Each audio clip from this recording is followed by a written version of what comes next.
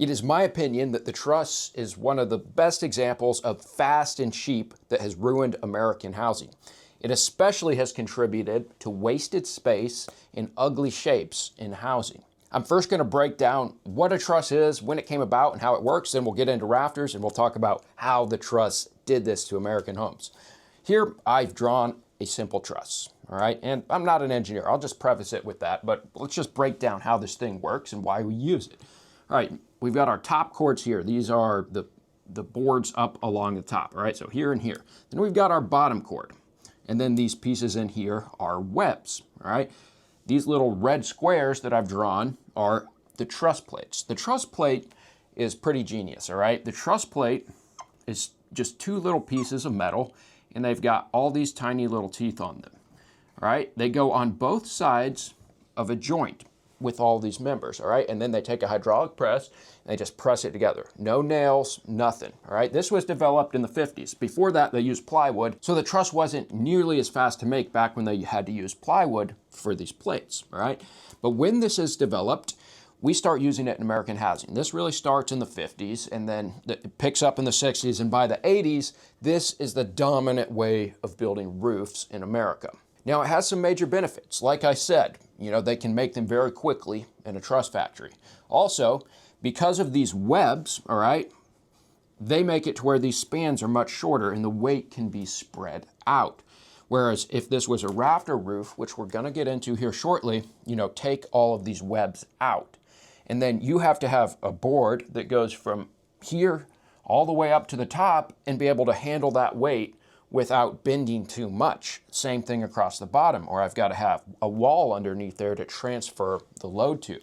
Whereas with the truss, I've broken this up using smaller pieces of lumber, all right? I only need to span from here to here, and then I've got a support here, and then it gets spread out.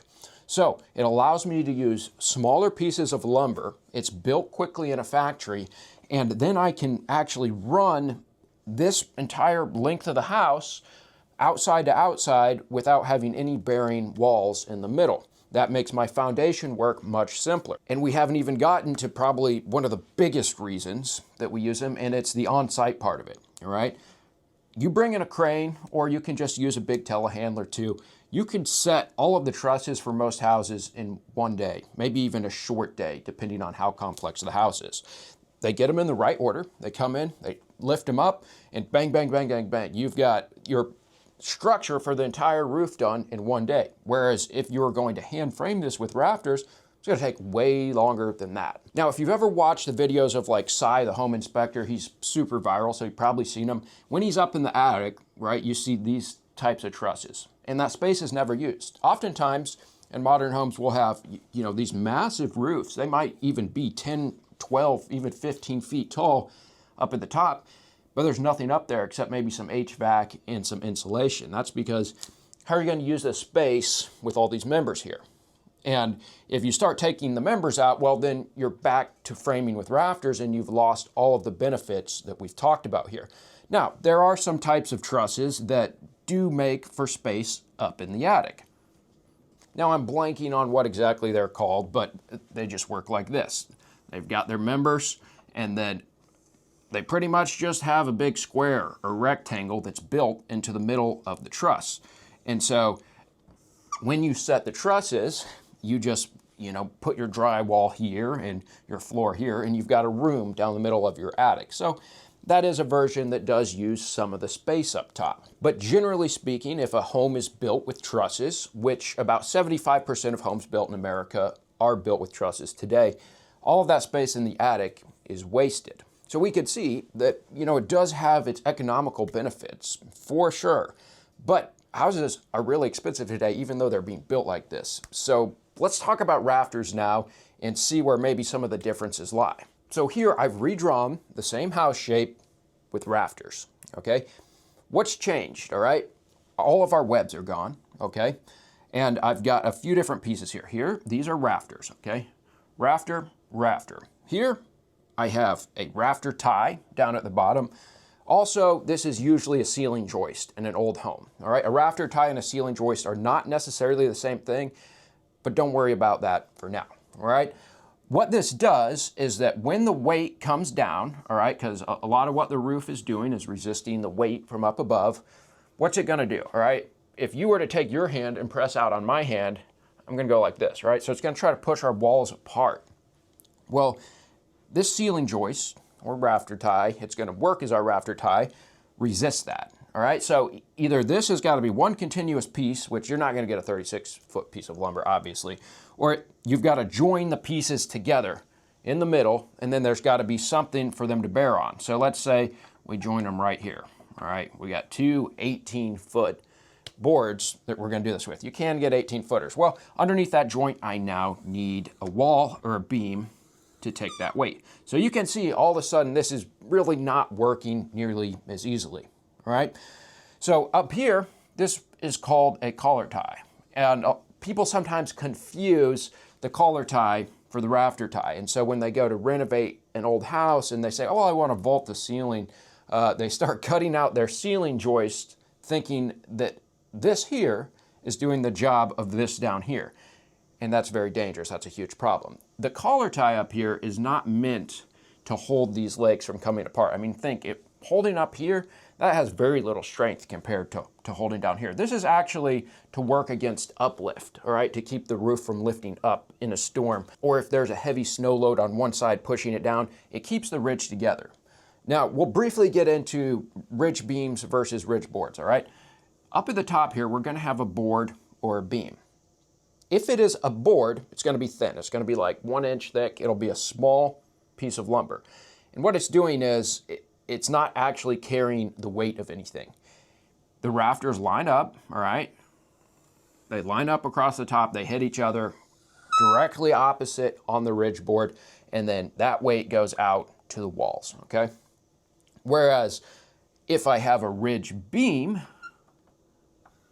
it's gonna be much thicker, all right, for one, and it's actually taking weight up here. So about half the weight of your roof is gonna land on this ridge beam, and then this ridge beam will need to have support on both ends, sometimes in the middle, just depends on how the engineer has drawn your house.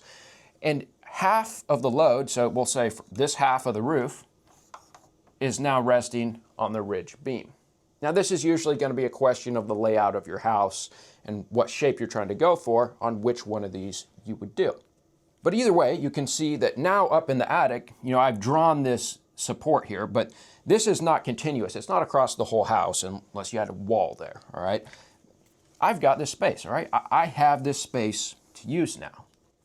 But what are the downsides of the rafters? Well, one, we already talked about it. These members up here have to be much longer, all right? And they need to be much deeper as well to resist going like this, all right? Same thing for this down here, all right? You're gonna have to be much larger members. Maybe a truss could do this with like a 2x6 or a 2x8, Not an engineer, again. But if I'm doing a massive span, this is gonna be like a 2x12, Lots more lumber already. Now, when it comes time to assemble this, I am no longer going to hand cut every one of these rafters all in one day and just be done with it. Maybe if it's a really simple house, somebody could do that. But every single one of these rafters has a decent amount of carpentry that goes into it. So, I mean, look up here. That's got to be cut at a certain angle, right? If it was sitting on a ridge beam, then you actually have to notch them out to where they sit flush on the ridge beam right there. When they land on the wall down here, I've got them just being flush cut there. That's not usually how it's going to be, though. Usually they're going to run through, out over your eaves, and then there's going to be a notch right here, all right? That takes a lot of time. These have to be perfectly spaced apart, this one and this one, and there's all that carpentry that goes into it. Most carpenters can't hand cut a roof, and I'm not talking down to them. I've hand cut one simple roof myself, all right? And it's not easy. So you can see the cost is going to be higher, but let's talk about the benefit, all right? The benefit is obviously, for one, I can use this space. The dimensions we were playing with was, this is 36 feet across, and this here, we'll call that 12 foot in the middle. If I can use all the space out to about 5 feet, well, I probably have from here to here, this whole area, I could put stuff there, whether that's storage or whether that's lived in space. And you can add dormers to give some light and a little more space in different areas throughout that. All right, and I've started to erase it, but like I said, this shape did not work. So let's get to the part where trusses made homes ugly and why I think they're just fast and cheap and shouldn't be used on most homes. The proportions of most modern homes are very ugly, all right? If you drive through almost any subdivision, and it's almost worse in the nicer subdivisions, you're gonna see these massive roofs, all right? I mean, a lot of times these roofs are 15, 18 feet tall over the first story, but if you were to go inside the home, you might even find that there's no second story on the home, which is just insanity, all right? You've got maybe 1,000 square feet wasted on the average subdivision home that's built this way with absolutely nothing going on up there except a bunch of HVAC pipes sitting in a hot or cold attic, wasting energy, asking for condensation to form on them and develop a mold problem. And it's out of sight, out of mind. So when there's a problem up there, you're not ever up there. I mean, who goes in their attic? Almost nobody, all right? Maybe once a year, right? So that leak, you know, that condensation problem, whatever it is that's leading to mold, it's gonna go a long time before it's found, all right? So from a healthy homes perspective, I think that they really fail in that dimension. But let's talk about the looks of it. The truss led us to building these large footprints, all right? They could be much further across than the old rafter roofs used to be. So I've drawn something with just out of my head, or I didn't get a scale out and make sure it was right, but that would be much more close to dimensions of the past, right? So maybe the bottom would only be like 24 feet wide, okay? And then up on the top, we might have an 8-12 or a 10-12 or even a 12-12 pitch roof, all right? And so that leads towards the majority of this space being used. Say you've got a 12-12 pitch roof. As you go inward, it rises in the exact same proportion. So if I go in 5 feet, well, then I've got 5 feet of headspace. So all of this can be used. Now, oftentimes, like my house, I have a nice big dormer across most of the back. It looks nice, and I've got full living space.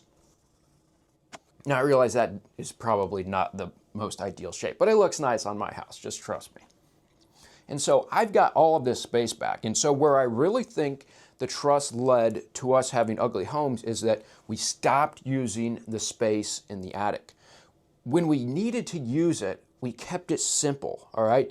And the proportions of a space that is used just somehow works so much better. I can't explain it to you, but I can tell you, you look at old homes with the used attics, whether they're used for storage or whether they're used to live in. So what I've drawn here is like a Cape Cod. It's a story and a half. That's what I live in, all right?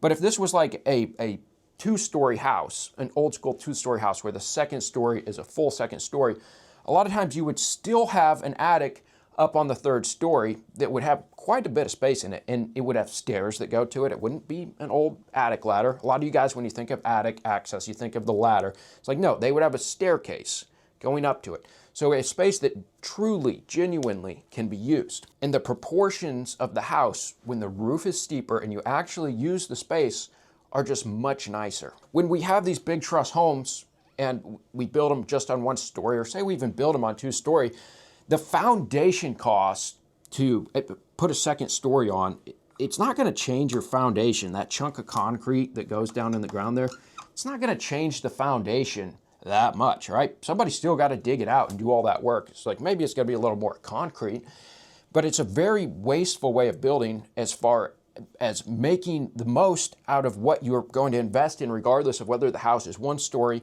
or 2 stories. And so if we're already building the foundation and everything for 1 story, we should get the use of that second story, whether that's an attic or whether that's lived in space. Even with a home like mine, you know, there still is some attic space up here, and I'm not dying to get up there and use it, all right? There's a little space up in that top part there. And so I'm not against all attics by any means, but I am against wasted space. The average American home today is about 2,200 square feet, and we don't need hardly half of this to really live well. It's all going to be maintained. It all can develop leaks. It all costs. And so if we would design to use a second story and actually use the space in our homes rather than to just build it fast and build it cheap. We would have much more beautiful homes, and I think they would also be a lot healthier to live in. If I was gonna build a one-story house, you know, I did want a ranch. Ranch is a very wasteful style of home, all right, because of what I said about the foundation. But if I was gonna do it, I would vault all my ceilings, all right? It would cost a lot more money, but I don't like out of sight, out of mind spaces. I believe that they are a recipe for mold and other problems, all right? You need to see what's going on in your house. Crawl spaces are bad for this reason, all right? Attics are bad for this reason. So I'd vault all those. It would feel awesome compared to just the 8-foot ceiling, and I would be able to know if a leak is developing much faster than if it's got all this insulation up in the attic that can absorb that moisture for a while before I know that it's happening. Now, some people are gonna say, oh, that's so much work, all right? I get this pushback on all my videos. Oh, it's so much easier to drywall and plaster. Yeah, I know. I push against that. I'm fully against that, all right? I am not here to offer you the easiest way. I am here to stand against the fast and cheap way and say, let's build something awesome, something that we're proud about, something we can pass down to our children, all right? Not something that we're going to abandon in 10 years and sell it to the next poor sucker, and almost everything on the house is gonna need replaced in 20 to 30 years. And if you're interested in building a home this way, I've got 2 different guides I'm gonna have linked below. One is a free guide to some alternative building materials and methods that's gonna help you compare against the common used materials, all right? It's free, link below. And I also have a paid guide that I've recently made. It's the most important thing I've ever made in my life, all right? It's about 150 pages. It's all illustrated. It's gonna walk you through the full process of building a healthy home. Really what I wanna do inside of this guide is I wanna give you the confidence and the thinking framework so that you can go out and build a healthy home, because there's really no builders out there that you can actually entrust to do this for you.